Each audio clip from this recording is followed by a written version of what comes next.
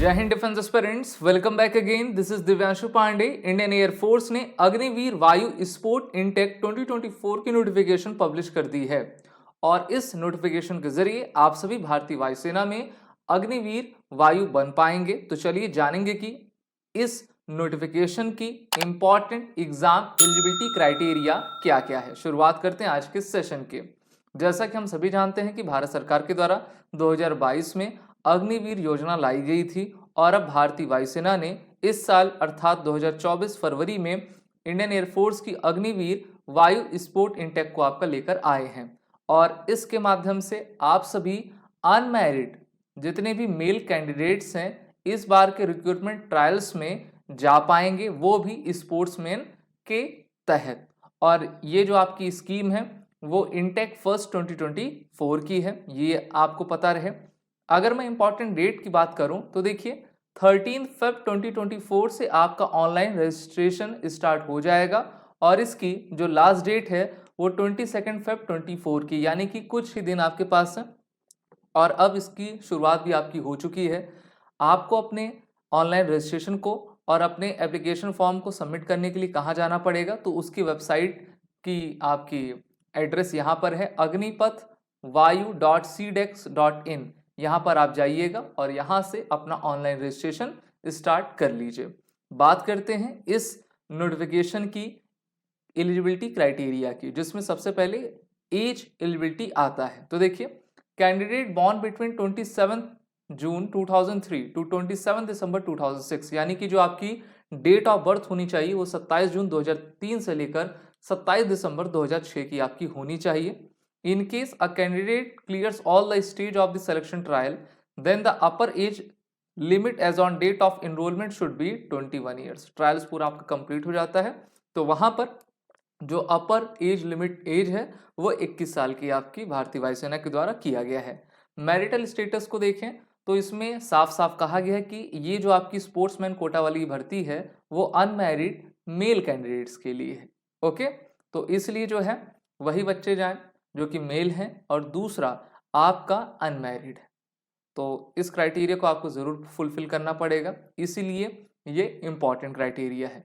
अब बढ़ते हैं हम एजुकेशनल क्वालिफिकेशन में साइंस सब्जेक्ट्स की तरफ। तो देखिए जो बच्चे साइंस साइड वाले हैं, candidate should have pass intermediate 10+2 और equivalent examination with math, physics, English from an education board recognized by central, state and UT with minimum 50% in aggregate and 50% in English। यानी कि जो आपने मान लीजिए 12th किया है तो 50% तो आपका एग्रेड होना चाहिए और इंग्लिश सब्जेक्ट में भी आपका 50% मार्क होना चाहिए। इसके अलावा पास 3 years diploma course in engineering, mechanical, electrical, electronics, automobile, computer science, instrumentation technology, information, या फिर आपका इसमें भी जो है 50% होना चाहिए और इंग्लिश में आपका मार्क्स 50% होना चाहिए।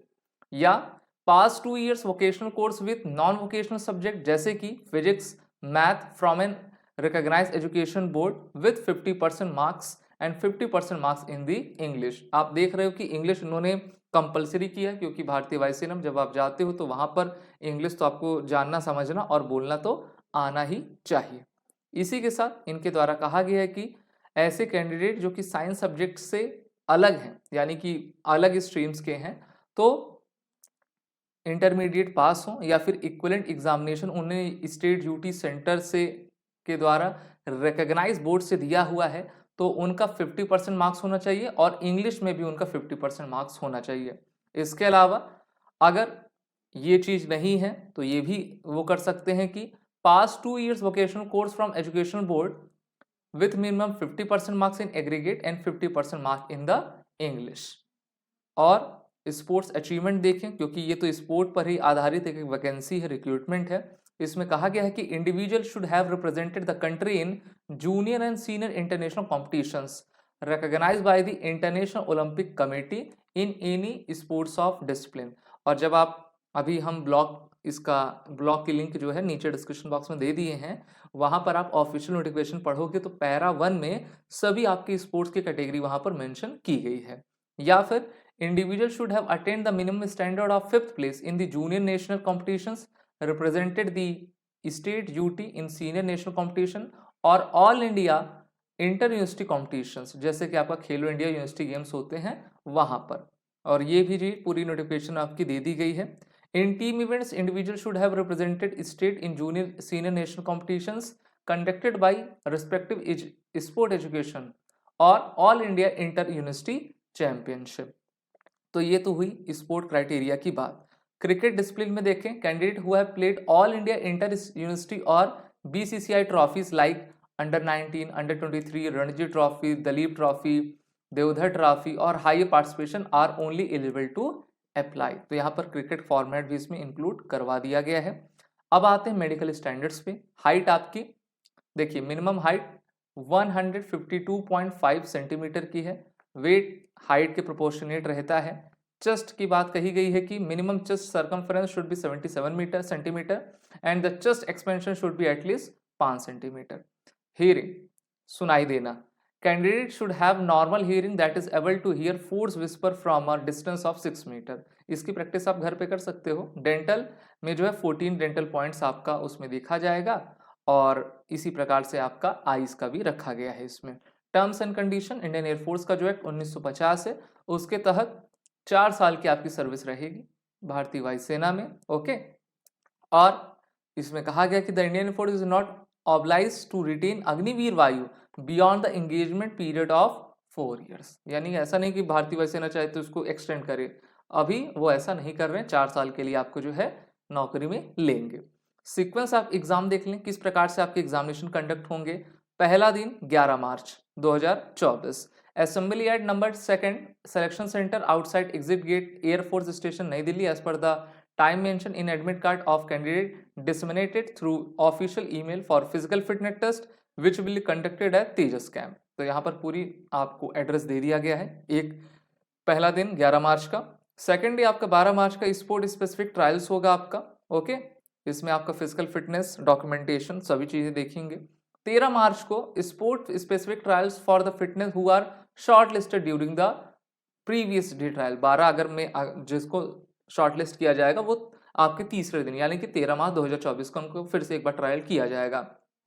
चौथे और पांचवें दिन यानी कि 20 और 21 मार्च को medical examination of the recommended candidates आपका कंडक्ट होगा। तो ये पूरा प्रोसेस है।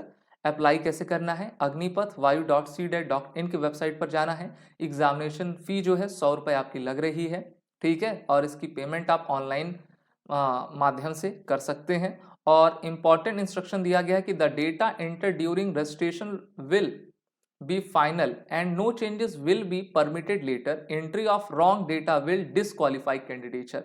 काफी ध्यानपूर्वक अपना ऑनलाइन रजिस्ट्रेशन करवाइए और मार्च से आपके सभी प्रोसेस स्टार्ट हो जाएंगे।